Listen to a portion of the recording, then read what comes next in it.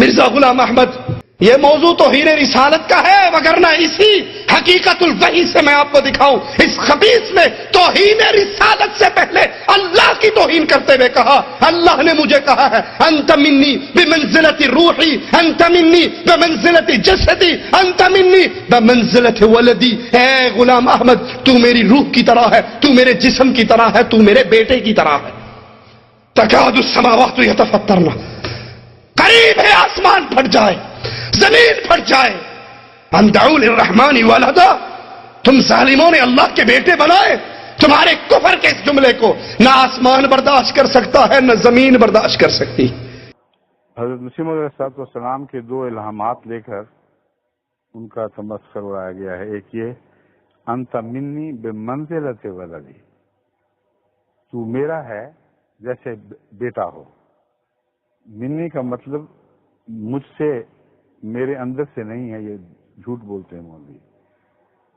انتا کو اگر اپنی طرف منسوب کرنا ہو تو انتی کہا ہی نہیں جا سکتا، من لفظ بیچ میں لازماً داخل کرنا پڑتا ہے، یہ عربی قاعدہ ہے۔ اور انتا منی کا مطلب ہے تو میرا ہے۔ بمنزلت ولدی، جس طرح باپ کا بیٹا ہوتا ہے اس کو اتنا گہرا تعلق ہوتا ہے۔ انت منی بمنزلت اولادی، تو ایسا ہے جیسے اولاد ہو کسی کو۔ یہ باتیں لکھ کر پھر وہ تمسخر اڑاتے ہیں کہ دیکھو یہ کیسا نعوذ باللہ من ذالک مشرک ہے کہ اللہ کا بیٹا بننے کا دعوے دار ہو گیا ہے۔ اس کے علاوہ میں کچھ اور اعتراض اکٹھے کرتا ہوں، ہاں کچھ اور اعتراض بھی سنا دیتا ہوں، سب کا اکٹھا جواب دوں گا پھر۔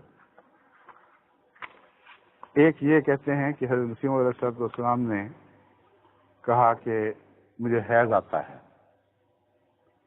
اور میں عورت ہوں، اور مجھے حیض بھی آتا ہے، اور پھر اس کے بعد جب طہر کی حالت ہوئی تو بچہ بھی پیدا ہو گیا۔ پھر کہتے ہیں کہ خدا تعالیٰ کی بیوی بننے کا دعوے دار ہے، اور یہ دعویٰ کرتے ہیں کہ جس طرح ایک خاوند کا بیوی سے تعلق ہوتا ہے، ویسے حضرت مسیح موعود علیہ السلام نے نعوذ باللہ اللہ تعالیٰ کی بیوی بنے اور اللہ تعالیٰ کی طرف وہ فعل منسوب کیے جو خاوند بیوی سے کرتا ہے۔ یہ حالت ہے۔ ابھی 2 دن ہوئے کسی ایک سوال میں نے اٹھایا تھا، کسی نے کہا تھا کہ مولویوں کو لوگ برا بھلا کیوں کہتے ہیں؟ یہ باتیں کرنے والے ان کو کیا کہیں گے آپ؟ ایسے ناپاک دل ہیں کہ کوئی حیا نہیں، کوئی دل میں شرافت کا مادہ تک نہیں، ورنہ ایسے بغض دل سے نہ اچھلیں۔ پھر وہ کہتے ہیں مریم بن گئے، اور مریمی حالت سے پھر عیسیٰ پیدا ہوا، اور یہ جو مضمون ہے اس کو اس طرح بیان کرتے ہیں کہ واقعتاً نعوذ باللہ من ذالک مسیح موعود کہتے ہیں میرا حیض جاری ہو گیا، پھر میں عورت بنا، پھر اللہ تعالیٰ سے میرے تعلقات قائم ہوئے، پھر ایک بیٹا بنا اور اس کا نام عیسیٰ ہے اور وہ میں ہوں۔ یہ ہے مضمون ان کی طرف سے جو نقشہ کھینچا گیا ہے۔ پھر اور بھی تھے بہت سے گن، اطفال اللہ لفظ استعمال کہتے ہیں کیا گیا ہے۔ پھر کہتے ہیں دیکھو یہ صاف بتایا گیا ہے، یہی گرگٹی صاحب لکھتے ہیں کہ میرا خدا سے ایک نہانی تعلق ہے جو ناقابل بیان ہے۔ کہتے ہیں جب نہانی تعلق ناقابل بیان ہو تو کیا ہوتا ہے؟ اب جو غلیظ مولوی ہر وقت گند کی باتیں سوچے، اس کے ذہن میں نہانی تعلق اس کے سوا ہو ہی کوئی نہیں سکتا کہ شہوانی تعلقات کسی سے جڑے جائیں، اور خدا کو بھی معاف نہیں کرتے۔ یہ خدا تعالیٰ سے نہانی تعلق کا ترجمہ جو ہے دیکھ لو ہم بتاتے ہیں، اور حوالہ دے رہے ہیں اس طرح کہ گویا نعوذ باللہ حضرت مسیح موعود علیہ السلام کے الفاظ بالکل جھوٹ ہے۔ حوالہ دیتے ہیں کہ دیکھو اس کی تعلقات کا ثبوت کیا ہے۔ وہ کہتے ہیں بابو الہی بخش، یہ تو وہی ہے ذرا تھا، دوسرا جو حصہ ہے قاضی یار محمد صاحب بریڈر تھے، کوئی دماغی حالت ان کی ایسی ویسی، کئی دفعہ پاگل ہوئے۔ ان کی کوئی عبارت دیکھ کر حضرت مسیح موعود علیہ السلام کے اوپر چسپاں کرتے ہیں، اور وہ کہتے ہیں کہ حضرت مسیح موعود علیہ السلام نے یہ کہا کہ نعوذ باللہ اللہ تعالیٰ نے رجوعیت کی طاقت کا اظہار فرمایا۔ آگے لکھتے ہیں، سمجھنے والے سمجھ جائیں کیا اشارہ ہے۔ اور یہ ظاہر کر رہے ہیں مسیح علیہ السلام کی عبارت ہے. بالکل جھوٹ، کلیتاً یہ ایک افتراء ہے جو مسیح موعود پر بن گیا ہے. اب میں بتاتا ہوں کہ یہ جو مضامین ہیں یہ کن موقعوں پر کن معنوں میں فرمائے گئے ہیں، اور حضرت مسیح موعود علیہ السلام کیا فرما رہے تھے جس کو انہوں نے بگاڑ کر اپنی دلوں کے گند اچھال کر اس سے کیا بنا کر دکھایا. احمدیوں کی تربیت کے لیے، ان کو صورتحال سے مطلع کرنے کے لیے یہ تلخ گھونٹ آج بھرنا پڑ رہا ہے، مجبوری ہے. اس کے بغیر وہ جانتے تو ہیں مسیح موعود علیہ السلام کو، جانتے ہیں کہ کیسا پاک تعلق تھا اللہ اور رسول سے. اس لیے یہ تو ایک لمحہ کے لیے بھی کوئی احمدی سوچ نہیں سکتا کہ کوئی ایسی بات ہو سکتی ہے. مگر جب اس بکواس کو سنتے ہیں تو ان کو جواب کا پتہ نہیں پوری طرح، کیونکہ کتابوں پر اور متعلقہ حوالوں پر عبور نہیں ہے. حضرت مسیح علیہ السلام جو حیض والی بات فرما رہے ہیں وہ ایک قانون قدرت کا حوالہ ہے جس میں ایک بہت ہی گہرا عارفانہ مضمون ہے. لفظ حیض استعمال ہوا ہے، مگر کن معنوں میں وہ آپ سن لیجئے، پھر میں اس کی مزید تشریح کرتا ہوں. فرماتے ہیں حیض ایک ناپاک چیز ہے، کیونکہ خون سارے ناپاک ان معنوں میں ہوتے ہیں کہ باہر آتے ہی بدن سے ان میں تعفن بڑی تیزی سے شروع ہو جاتا ہے. اور حیض کے خون میں خصوصیت سے یہ مادہ ہے کہ بہت جلد وہ تعفن پیدا کرتا ہے. فرماتے ہیں اب یہ حیض ایک ایسی چیز ہے جس میں یہ تعفن کا مادہ پایا جاتا ہے، مگر اللہ کی شان ہے کہ صالح پاک اولاد اسی خون سے پیدا کرتا ہے اور زمین آسمان کا فرق پڑ جاتا ہے. یہ ویسا ہی مضمون ہے جیسے کہا جائے کہ دیکھو گندگی کے ڈھیر سے خدا تعالیٰ گلاب کے پھول نکال دیتا ہے. جیسے غلاظتوں میں سے اعلیٰ سے اعلیٰ پھل پیدا ہوتے ہیں، چیریز ہوں، اسٹرابریز ہوں، یا ہمارے ملک کے پھل آم، سیب، انگور وغیرہ وغیرہ، یہ سارے کہاں سے نکلتے ہیں؟ اس گندگی کے کھیت سے نکلتے ہیں. اور اگر کوئی مولوی یہ بات سنے اور یہ کہے کہ دیکھو جی، یہ کہتے ہیں ہم گند کھاتے ہیں، ہم غلاظت پہ منہ مارتے ہیں، یہ کہتے ہیں دیکھو جی انار اس سے گندگی سے نکلا، سیب گندگی سے نکلا، کتنا لغو خیال ہے، اور کہہ کے مارنا شروع کر دے کہ یہ پاگل ہے. پاگل تم ہو جسے قانون قدرت کا پتہ نہیں، پاگل تم ہو جسے یہ نہیں پتا کہ خدا گندگی سے نور کے چشمے بہا دیتا ہے، اور یہی اس کی شان ہے. موت سے زندہ کرنا یہ مطلب ہے. چنانچہ حضرت مسیح موعود علیہ السلام ان معنوں میں بیان کرتے ہوئے فرماتے ہیں حیض ایک ناپاک چیز ہے، مگر بچے کا جسم اسی سے تیار ہوتا ہے. اسی طرح جب انسان خدا کا ہو جاتا ہے تو جس قدر فطرتی ناپاکی اور گند ہوتا ہے جو انسان کی فطرت کو لگا ہوا ہوتا ہے، اسی سے ایک روحانی جسم تیار ہوتا ہے. ایک عارف باللہ روحانی باتیں کر رہا ہے، روحانی مثالیں دے رہا ہے، مولویوں کی دیکھو پہنچ کہاں تک ہے ان کے دماغ میں. فکر ہر کس بقدر ہمت ہے، کیونکہ ان کی تنہائیاں گندگیوں سے بھری ہوں گی. لازماً یہ بات ہے، ورنہ ایک انسان کا تنہائی کے ساتھ اور محبت کے رازوں کے ساتھ گندگی کی طرف دماغ جانا بتا رہا ہے کہ ان کی تنہائیاں گندی ہیں، اور اللہ کے تعلق میں بھی وہ گندگی کا خیال ان کو نہیں چھوڑتا. فرماتے ہیں اسی سے ایک روحانی جسم تیار ہوتا ہے. یہی تمس انسانی ترقیات کا نتیجہ ہے. یہی تمس انسانی ترقیات کا نتیجہ ہے. اسی بنا پر صوفیاء کا قول ہے کہ اگر گناہ نہ ہوتا تو انسان کوئی ترقی نہ کر سکتا. آدم کی ترقیات کا بھی یہی موجب ہوا. اسی وجہ سے ہر ایک نبی مخفی کمزوریوں پر، یہ ہے حیض کا رشتہ، حیض کی بات کر کے اس کی تفسیر فرما رہے ہیں. ہر نبی مخفی کمزوریوں پر نظر کر کے استغفار میں مشغول ہو جاتا ہے، اور استغفار ہے جو گناہوں کو دبا دیتا ہے زمین میں اور ان سے روحانیت کے حسین پودے نکالتا ہے. استغفار میں مشغول ہو جاتا ہے، اور وہی خوف ترقیات کا موجب ہوتا رہا ہے. خدا فرماتا ہے ان اللہ یحب التوابین ویحب المتطہرین. اللہ تعالیٰ فرماتا ہے کہ اللہ محبت فرماتا ہے کثرت سے توبہ کرنے والوں اور اس کی طرف رجوع کرنے والوں سے، اور پاک اور صاف ہوتے چلے جانے والوں سے.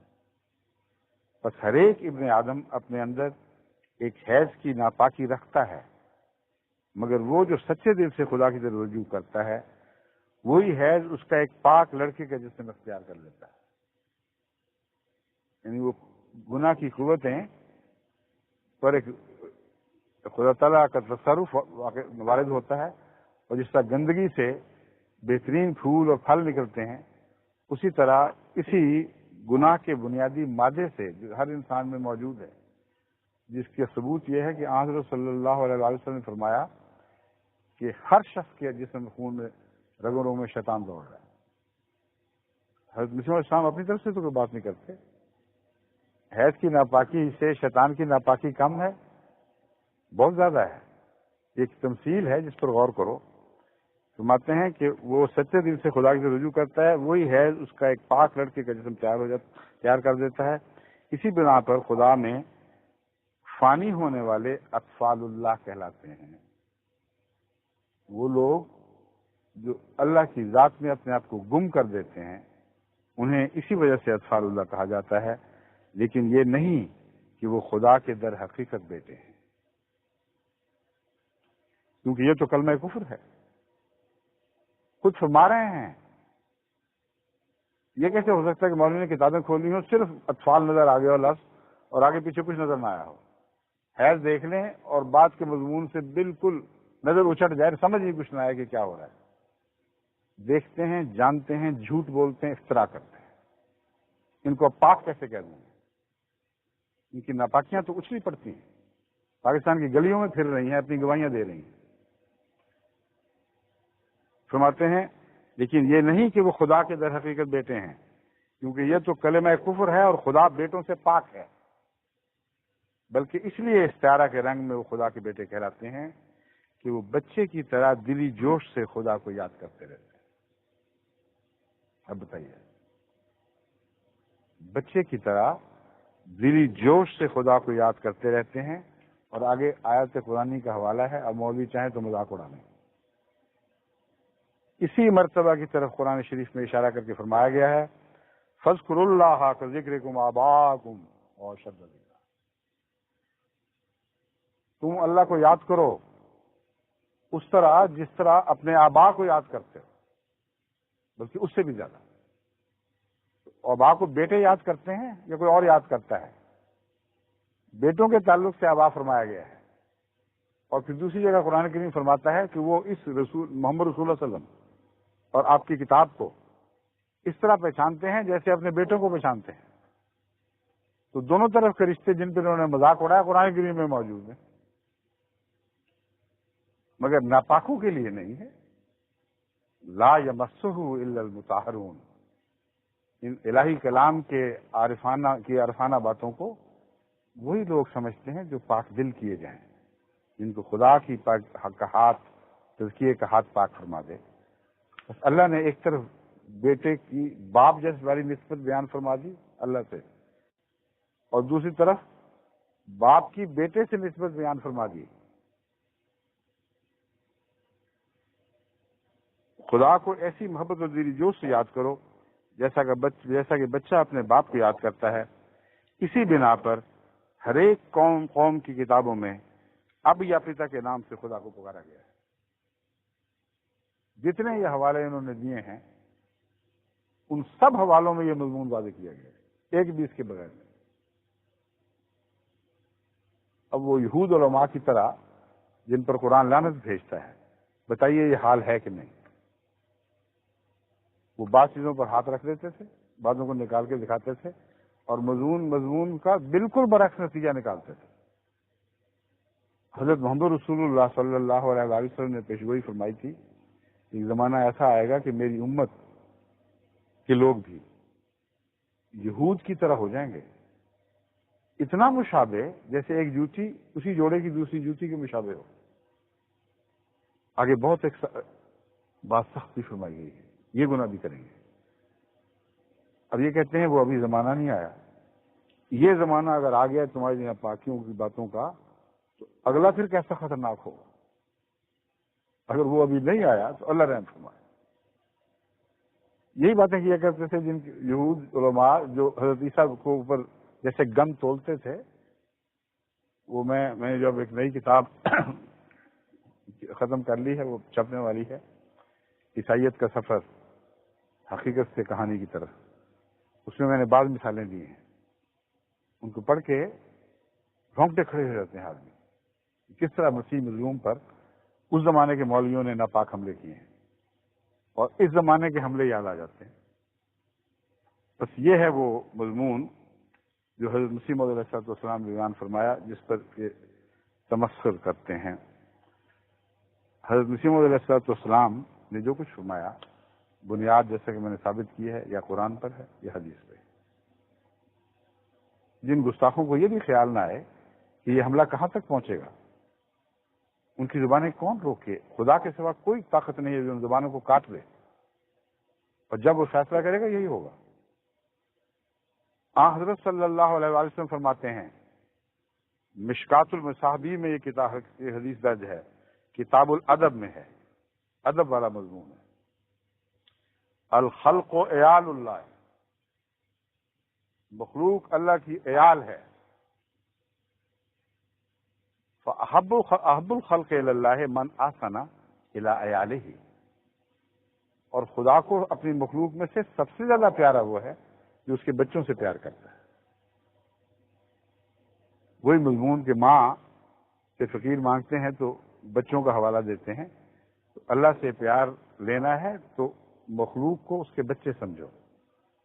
کیا نعوذ باللہ من ذالک رسول اللہ صلی اللہ علیہ وسلم نے تو مشرکانہ بات کی ہے؟ جو کائنات کے سب سے بڑے موحد تھے اور ہیں اور رہیں گے، بس تقویٰ سے خالی ہو کر جب زبانیں گند اچھالتی ہیں تو یہ سوچتی نہیں کہ حملے کہاں جا رہے ہیں، کن تک پاک وجود تک ان کی زبانوں کی تکلیف پہنچتی ہے۔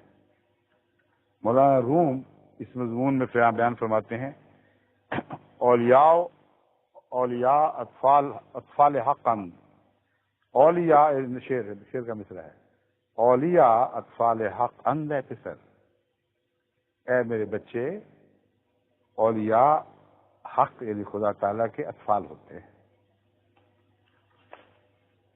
پھر حضرت شاہ ولی اللہ محدث دہلوی، جو ان سب مولویوں کے نزدیک جو آج کل جماعت پر گند اچھالنے والے ہیں، ان کے نزدیک ایک بہت ہی بلند اور بہت ہی بزرگ مرتبہ رکھتے ہیں، اور ہمارے نزدیک بھی بہت بلند اور بہت بزرگ مرتبہ رکھتے ہیں۔ فرماتے ہیں، اگر لفظ ابنائے بجائے محبوبہ ذکر شدہ باشد چہ عجب، کہ اگر خدا تعالیٰ اپنے پیاروں کے لیے بیٹوں کا لفظ استعمال کر لیتا ہے اپنے محبوبوں کے لیے، تو عجب تعجب کیا ہے، ہونا چاہیے ایسے۔ پھر اب سنیے، حضرت مسیح موعود علیہ السلام کے حیض کے تعلق سے، حضرت مریمی حالت میں جانے کے تعلق سے، پھر اپنے وجود میں سے ایک بیٹا پیدا ہونے کے تعلق سے جو مسیح بنا، اس قدر ان کی زبانیں کھلتی ہیں، اس قدر یہ تمسخر اڑاتے ہیں کہ حیرت ہوتی ہے کہ ان کو کوئی خدا کا خوف نہیں، کہ قرآن کریم نے یہ مثال بیان فرمائی ہے۔ آیت کریمہ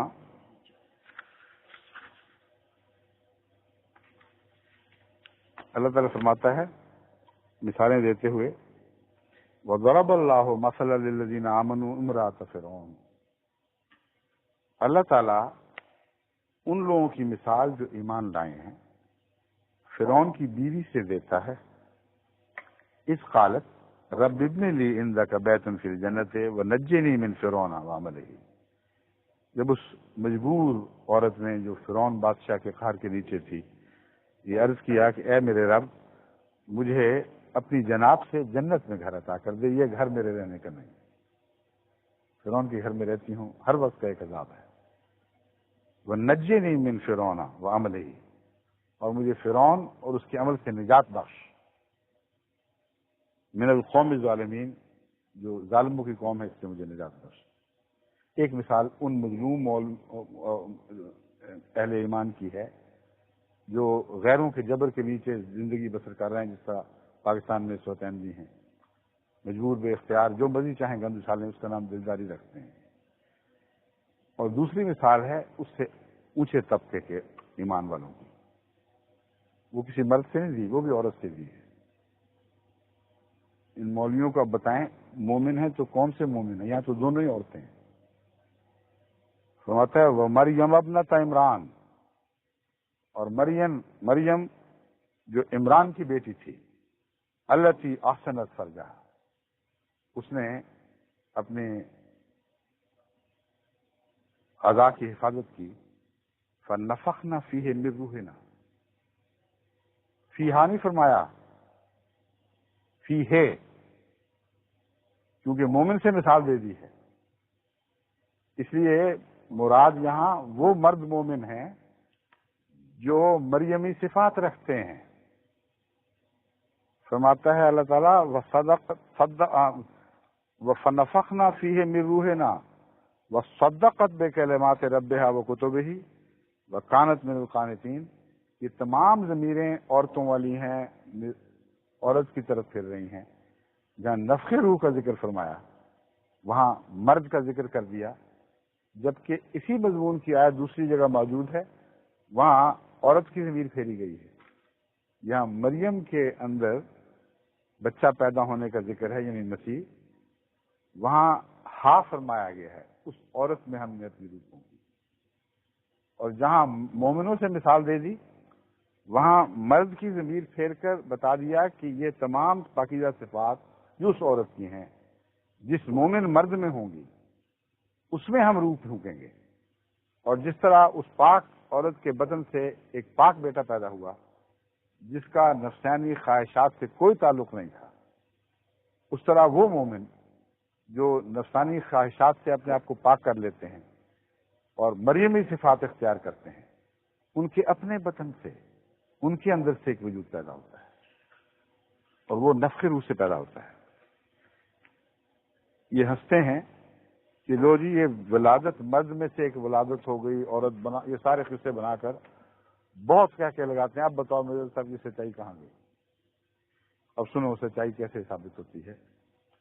حضرت مسیح فرماتے ہیں، علامہ سہروردی نے مسیح کے قول کا حوالہ دے کر تشریح کی ہے، کہتے ہیں خالص اور کامل یقین اسی ولادت سے حاصل ہوتا ہے، اور اس پیدائش کے ساتھ ہی انسان انبیاء کی وراثت کا مستحق ہوتا ہے۔ جس شخص کو وراثت انبیاء نہ ملے وہ باوجود دانا اور ہوشیار ہونے کے در حقیقت پیدا ہی نہیں ہوا۔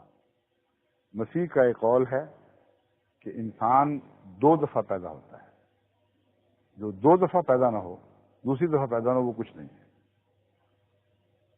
ایک دفعہ تو ماں کے پیٹ سے پیدا ہو گیا، دوبارہ کیسے پیدا ہوا؟ وہ پیدا ہونا ہے جس پر یہ ہنس رہے ہیں، کیونکہ آپ پیدا نہیں ہوئے۔ وہ دوسری پیدائش سے گزرے ہوں تو پھر سمجھ آئے کہ کیا ہوتی ہے۔ اس لیے ہنسنے سے اندھا کسی دیکھنے والے کو ہنس رہا ہو کہ پاگل پتہ نہیں کیسی باتیں کر رہے ہیں، پتہ ہی نہیں کہ ولادت ہوتی ہے، اور جو ہو چکا ہے اس ولادت سے گزرا ہے۔ مسیح فرماتے ہیں 2 ولادتیں ضروری ہیں انسان کی روحانی بقا کے لیے۔ اس کا حوالہ دیکھیں، حضرت علامہ سہروردی فرماتے ہیں خالص اور کامل یقین اسی ولادت سے حاصل ہوتا ہے۔ جب تک مومن دوبارہ پیدا نہ ہو جائے اس وقت تک اسے کامل یقین ہوتا ہی نہیں، اور انبیاء کی وراثت اسی طرح انسان پاتا ہے، ورنہ نہیں پاتا۔ حضرت سلمان فارسی سے روایت ہے کہ آن حضرت صلی اللہ علیہ وسلم نے فرمایا الکذب حیض الرجل والاستغفار طہارتہ۔ بعض احمدی سوچتے ہیں، کئی دفعہ سوچتے ہوں گے کہ مسیح موعود علیہ السلام کو یہ حیض کا لفظ بولنے کی ضرورت کیا تھی؟ جب تمثیل کو کھولنا ہو تو ساری باتیں بیان کی جاتی ہیں، اور اللہ تعالیٰ نے حضرت محمد مصطفیٰ صلی اللہ علیہ وسلم کے منہ سے بھی یہی لفظ جاری فرمایا۔ آپ فرماتے ہیں الکذب حیض الرجل، مرد کا حیض اس کا جھوٹ ہے۔ جب وہ جھوٹ بولتا ہے تو وہ سمجھو کہ وہ خدا تعالیٰ نے جو اس کو صلاحیتیں پاک ولادت کے لیے عطا کی تھیں وہ ضائع ہو جاتی ہیں، اور جھوٹ میں سب کچھ نکل جاتا ہے گانا۔ اور بہت عظیم کلام ہے یہ۔ حیض جو جاری ہو جاتا ہے وہ اگر بچہ پہلے بن چکا ہوتا تو وہ اس کے کام آتا، وہ جھوٹا گیا، بیکار گیا۔ تو مسیح علیہ السلام فرماتے ہیں کہ یہ حیض ہے جو مرد مومن کو عطا ہوتا ہے، وہ لوگ چاہتے ہیں کہ وہ دیکھیں اس کا حیض، یعنی اس کو جھوٹ پکڑیں، اس کا دیکھیں کہ سب کچھ گند کی صورت میں نکل گیا، مگر اللہ ہے جو فرماتا ہے کہ یہ حیض نہیں دکھایا جائے گا ان کو، پاک بندوں کا، اور وہ روحانی ولادت میں تبدیل ہوگا۔ بس رسول اکرم صلی اللہ علیہ وسلم نے جو لفظ استعمال فرمایا، اس لفظ کے استعمال سے دنیا میں کوئی مسلمان شرما سکتا ہی نہیں، تو احمدیوں کو کیا ضرورت ہے شرم کرنے کی کہ مسیح موعود نے وہی لفظ استعمال فرما دیا۔ آپ تو غلام کامل کے تھے، آپ نے تو پیچھے چلنا ہی چلنا تھا۔ فردوس الاخبار تالیف شیر وحید بن شہرزاد الدیلمی، جز 40 صفحہ 363، الناشر دار الکتاب العربی بیروت، یہ اس کتاب سے حوالہ دیا گیا ہے۔ حضرت مسیح کا جو حوالہ میں نے دیا تھا، جو پہلے آنا چاہیے تھا، وہ حوالہ بعد میں آنا چاہیے تھا، مگر میں پڑھ کے سنا دیتا ہوں۔ یوحنا باب 3 آیت 3 میں حضرت مسیح فرماتے ہیں، میں تجھ سے سچ سچ کہتا ہوں کہ جب تک کوئی نئے سرے سے پیدا نہ ہو وہ خدا کی بادشاہی کو نہیں دیکھ سکتا۔ اے مولویو، تم تو دوسری پیدائش سے شرماتے اور گھبراتے ہو، تم تو دوسری پیدائش پر لانتیں ڈالتے ہو، بس یاد رکھو کہ تم کبھی خدا کی بادشاہت کو نہیں دیکھ سکو گے، کیونکہ مسیح پاک نے یہی فرمایا تھا، اور مسیح ثانی کے لیے لازم تھا کہ وہی باتیں کرے جو مسیح اول نے کی تھی۔ یہ اس کی سچائی کی دلیل ہے، نہ کہ جھوٹا ہونے کی۔ میں تجھ سے سچ سچ کہتا ہوں کہ جب تک کوئی نئے سرے سے پیدا نہ ہو وہ خدا کی بادشاہی کو نہیں دیکھ سکتا۔ حضرت سید عبد القادر جیلانی رحمۃ اللہ علیہ نے اپنی کتاب فتوح الغیب میں مقالہ نمبر 26 کو عنوان پتہ ہے کیا دیا ہے؟ لا تکشف البرقع والقناع عن وجهک، کہ تیرے چہرے سے برقع اور پردہ نہیں اتارا جائے گا۔ اس کی تشریح کرتے ہوئے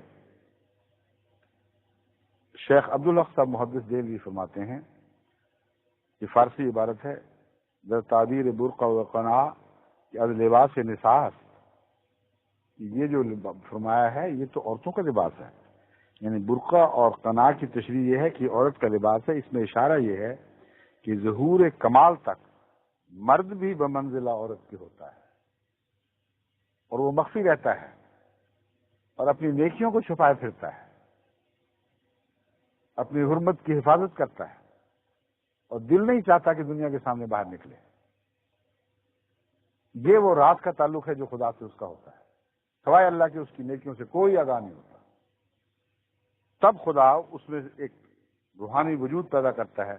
فرماتے ہیں جب وہ درجہ کمال کو پہنچتا ہے اس وقت اس کا مردانگی کا دعویٰ، جب تک نہ پہنچے اس وقت اس کا مردانگی کا دعویٰ درست نہیں ہے۔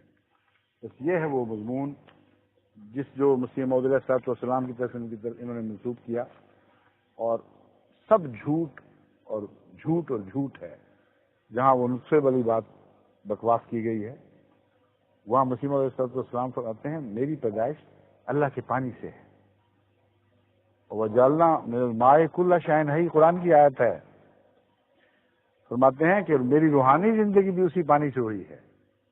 تمہاری جسمانی زندگی ہوئی ہے اور دوسری تمہاری زندگی اگر گندگی سے ہے تو میں کیا کر سکتا ہوں، مگر میری تو دوسری زندگی بھی اللہ ہی کے پانی سے ہوئی ہے۔ اس عبارت کا یہ غلیظ ترجمہ مولویوں کے دماغ کی ایجاد ہے۔ اللہ نے رحم فرمائے، ایک ہی فقرہ ہے جو ان پر سچا ثابت آتا ہے، نہ اس میں گالی نہ کوئی جھوٹ، حقیقت کا بیان سادہ لفظوں میں مسیح موعود علیہ السلام نے فرمایا، اے بدذات فرقہ مولوی،